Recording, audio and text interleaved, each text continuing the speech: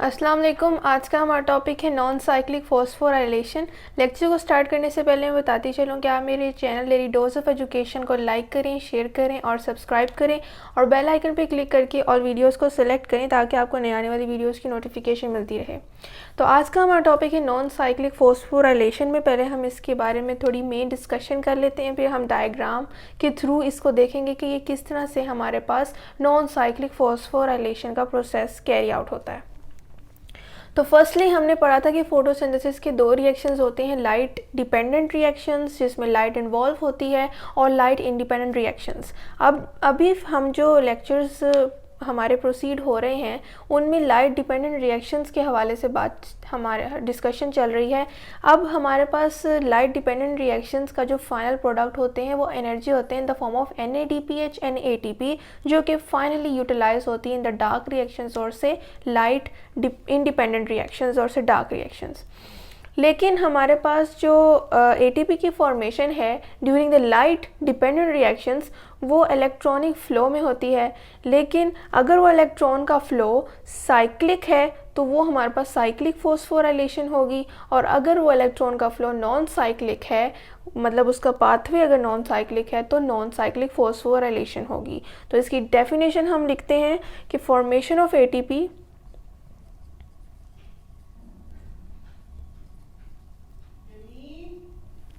due to non-cyclic electron flow is called non-cyclic phosphorylation। अब हम इसे डायग्रामेटिकली देख लेते हैं।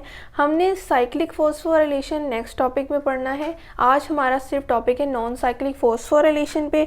और नॉन साइक्लिक फॉस्फोराइलेशन जो है वो प्लांट्स अडॉप्ट करते हैं इन द कंटिन्यूस लाइफ, लेकिन साइक्लिक फॉस्फोराइलेशन टेम्परेरी तौर पे कुछ कंडीशंस में सिर्फ अडॉप्ट की जाती है बाय द प्लांट्स। तो उनकी कंडीशंस हम इंशाल्लाह कल पढ़ेंगे। नॉन साइक्लिक फॉस्फोराइलेशन जो कि कंटिन्यूस वे में प्रोसेस हो रहा होता है प्लांट्स में, यूजुअल प्रोसेस है, तो उसको हम डायग्रामेटिकली अब देखते हैं। लाइट डिपेंडेंट रिएक्शंस हैं, फॉर्मेशन हो रही है ATP की, उसमें नॉन साइक्लिक हमने देखना है फॉस्फोराइलेशन। थाइलाकॉइड के सरफेस पे पिगमेंट्स जो मौजूद हैं जिन्होंने आपस में ऑर्गेनाइज होकर क्लस्टर्स की फॉर्म में प्रेजेंट हैं। फोटोसिस्टम 2 और 1 हमने पढ़ा था। फोटोसिस्टम और 2 और 1 में डिफरेंस क्यों है on the basis of chlorophyll A। Photosystem 2 में जो क्लोरोफिल A मौजूद है वो हमारे पास जो है वो रेड कलर पे जो हाईएस्ट पीक बनाता है वो 680 की रेंज में बनाता है, जिसकी वजह से फोटोसिस्टम 2 को हम एक और नाम भी देते हैं जो कि हमारे पास है P680। और फोटोसिस्टम 1 में जो क्लोरोफिल A प्रेजेंट है, हमने ये चीज़ पढ़ के आ चुके हैं कि क्लोरोफिल में सिर्फ एक ही पिगमेंट प्रेजेंट होता है, chlorophyll A, main pigment of photosynthesis जो नेसेसरी है for the process of photosynthesis. उसमें जो क्लोरोफिल A है वो हाईएस्ट पीक बनाता है on the range of 700 in the presence of red colour. तो ये डिफरेंस है मेन इन दोनों फोटो सिस्टम्स का। फोटोसिस्टम 2 जो है वो फर्स्टली इन्वॉल्व होता है इन नॉन साइक्लिक फॉस्फोराइलेशन या कह लें हम फॉर्मेशन ऑफ ATP और NADPH में। इसे हम डायग्रामेटियम देख लेते हैं। हमने बेसिक जो है वो बातें डिस्कस कर ली हैं और हम साइकिल को डिस्कस करते हैं जो नॉन साइक्लिक वे में इलेक्ट्रॉन को फ्लो करवाता है और अल्टीमेटली फॉर्मेशन करता है एनर्जी की, जो कि अल्टीमेटली हमारे पास डार्क रिएक्शंस में यूटिलाइज होगी in the formation of food that is carbohydrates. ये हमारे पास फोटोसिस्टम 2 है, ये जो ऑर्गेनाइज हुआ है in the form of clusters. इसको हम नाम दे देते हैं PS2 और से P680 का। इस पे हमारे पास main source of energy that is what we call as solar energy जब फॉल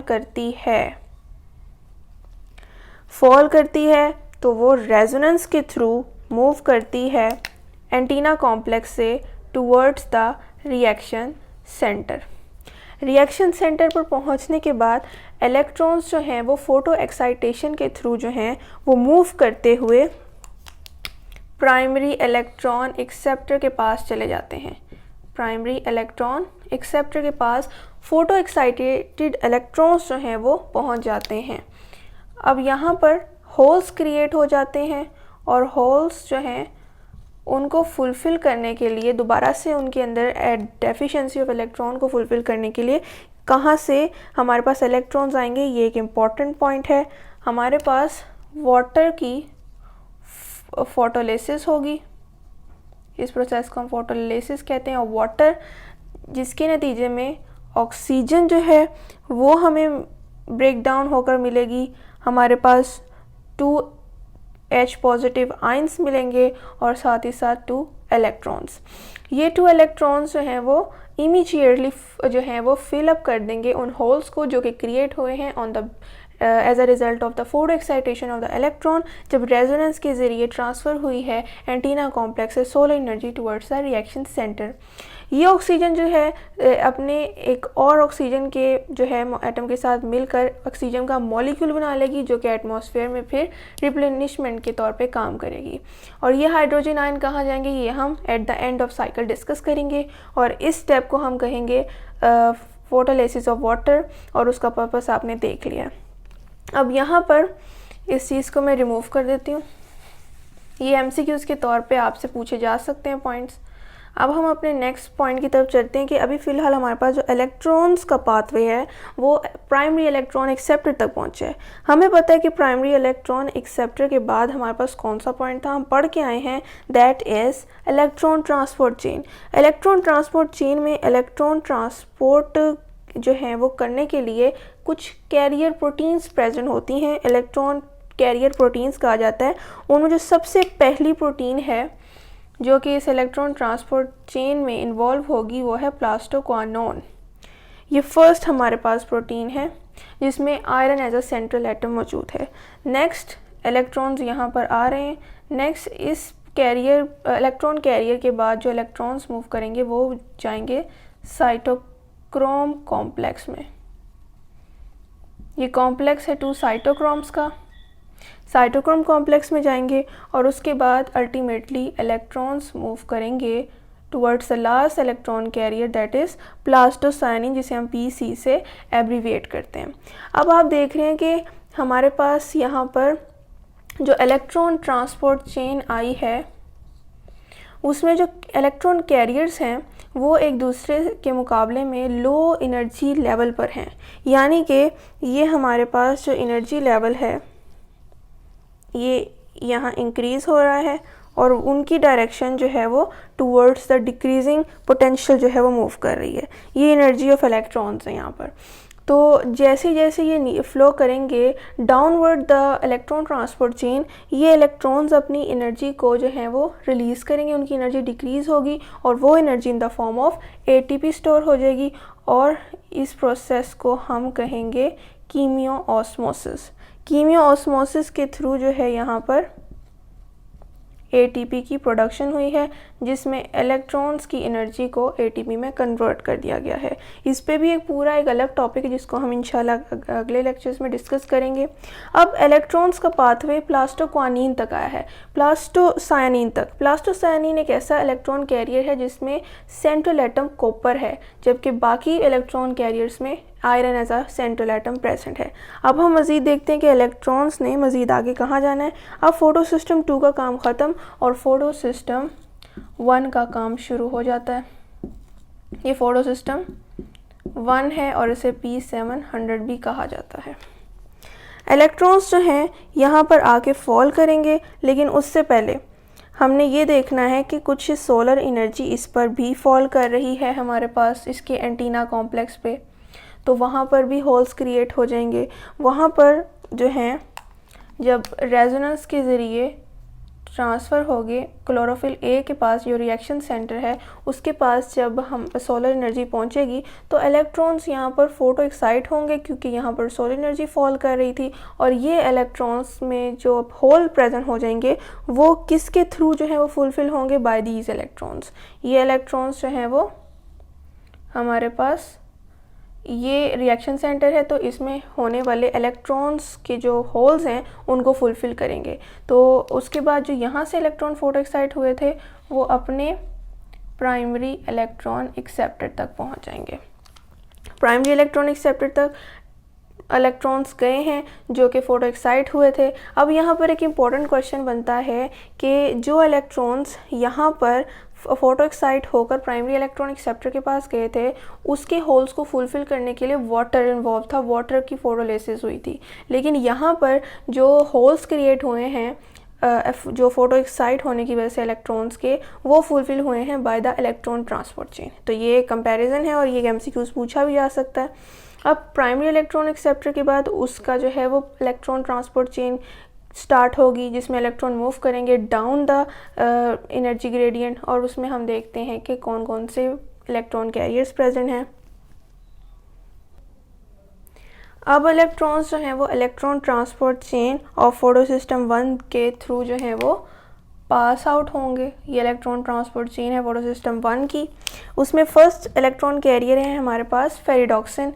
फेरिडॉक्सिन जो है वो इलेक्ट्रॉन्स को कैरी करेगा और उसके बाद NADP प्लस रिडक्टेज के पास जो है वो अल्टीमेटली इलेक्ट्रॉन्स मूव करेंगे। यहाँ पर इलेक्ट्रॉन्स जब मूव करेंगे तो NADP प्लस की रिडक्शन होगी और फेरिडॉक्सिन की ऑक्सीडेशन। असल में इलेक्ट्रॉन ट्रांसपोर्ट चेन हमारे पास एक ऑक्सीडेशन रिडक्शन प्रोसेस होता है, जिसमें हमारे पास जो प्लास्टोक्वानीन है उसने इलेक्ट्रॉन्स जब साइटोक्रोम कॉम्प्लेक्स को दिए थे तो उसकी ऑक्सीडेशन हुई थी, और साइटोक्रोम कॉम्प्लेक्स की due to the addition of electrons reduction हुई थी। तो ऑक्सीडेशन रिडक्शन प्रोसेस के थ्रू इलेक्ट्रॉन्स फ्लो करते हैं through the electron transport chain. तो यहाँ पर भी फेरिडॉक्सिन की ऑक्सीडेशन होगी जब इलेक्ट्रॉन्स रिमूव होंगे और NADP प्लस रिडक्टेज में जाएंगे, और NADP प्लस रिडक्टेज की रिडक्शन कैसे होगी ये हम देखते हैं। ये लास्ट और इम्पॉर्टेंट स्टेप है कि हमारे पास यहाँ पर मैं आपको बता दूँ NADP प्लस रिडक्टेज जो है उसके पास जब इलेक्ट्रॉन्स आएंगे तो 2 इलेक्ट्रॉन्स जो कि इलेक्ट्रॉन ट्रांसपोर्ट चेन के थ्रू आ रहे हैं और 2 हाइड्रोजन आइंस जब इसको मिलेंगे तो ये कन्वर्ट हो जाएगा NADPH2 में, या हम इसको ऐसे भी लिखते हैं NADPH प्लस हाइड्रोजन आइंस। अब हमारे पास इलेक्ट्रॉन्स तो पता लगता है कि इस चेन के थ्रू आ रहे हैं जो कि फोटो एक्साइटेशन के थ्रू हमारे पास फ्लो में आ रहे थे, लेकिन हमारे पास ये H प्लस कहाँ से आया है? तो हमने इनिशियली डिस्कस किया था कि जब वाटर की फोटोलिसिस होती है तो 2H प्लस आयन भी बनते हैं, इलेक्ट्रॉन्स भी बनते हैं और साथ साथ ऑक्सीजन एटम भी बनता है। तो इलेक्ट्रॉन्स जो है वो हमने देख लिया था, ये फ्लो में आ जाते हैं, ऑक्सीजन जो है वो दूसरी ऑक्सीजन के साथ कंबाइन होकर एटमॉस्फेयर में चली जाती है, और ये जो हमारे पास हाइड्रोजन आयंस थे ये at the end of cycle क्या करते हैं, NADP प्लस रिडक्टेज की रिडक्शन में इन्वॉल्व होते हैं और उसे इस फॉर्म में कन्वर्ट कर देते हैं जो कि यूज़ होनी होती है by the dark reaction. ATP यहाँ सिंथेसाइज हुई, जब down the energy potential move किए इलेक्ट्रॉन्स, उनकी एनर्जी रिलीज हुई in the form of ATP store हुई, और यहाँ पर NADP प्लस रिडक्टेज की रिडक्शन हुई जिससे NADPH2 बना। तो फाइनल प्रोडक्ट हमारे पास जो आए हैं वो 2 हैं, ATP बाय कीमियोस्मोसिस एंड NADPH2 जिसे हम NADPH प्लस हाइड्रोजन आयन भी कहते हैं। ये 2 एनर्जी जो है केमिकल एनर्जी, ये इन लाइट इंडिपेंडेंट रिएक्शंस में इस्तेमाल होगी for the formation of food that is carbohydrate. अब आप देख रहे हैं कि ये नॉन साइक्लिक फोस्फोराइलेशन हमने इसको क्यों कहा है, क्योंकि यहाँ पर साइक्लिक वे में इलेक्ट्रॉन्स फ्लो नहीं कर रहे जबकि Z स्कीम बना रहे हैं। ये देखें आप, Z अल्फ़ाबेट ये बन रहा है। अगर आप इसको गौर से देखें तो ये जो फ्लो बना रहे हैं तो इसको हम अगर वर्टिकली देखें तो ये Z अल्फ़ाबेट को रिप्रेजेंट करते हैं, इसलिए इसे नॉन साइक्लिक फोस्फोराइलेशन कहा जाता है। तो ये था आज का हमारा टॉपिक जिसमें हमने नॉन साइक्लिक फोस्फोराइलेशन को डिस्कस किया। इंशाल्लाह कल हम साइक्लिक फोस्फोराइलेशन को देखेंगे कि वो साइक्लिक फोस्फोराइलेशन को क्यों जो है वो प्लांट्स अडॉप्ट करते हैं और किन कंडीशंस में करते हैं, और वो टेम्परेरी ही क्यों ही प्रेजेंट होता है, नॉन साइक्लिक की तरह यूजुअली वे में प्रेजेंट क्यों नहीं होता। तो आई होप आपको आज के लेक्चर की समझ आई होगी। अगर कोई क्वेश्चन हो तो आप कमेंट में ज़रूर पूछें। मैं फिर बताती चलूँ कि आप मेरे channel daily dose of education को लाइक करें, शेयर करें और सब्सक्राइब करें और बेल आइकन पर क्लिक करके और वीडियोज़ को सिलेक्ट करें ताकि आपको नए आने वाली वीडियोज़ की नोटिफिकेशन मिलती रहे। शुक्रिया, अल्लाह हाफिज़।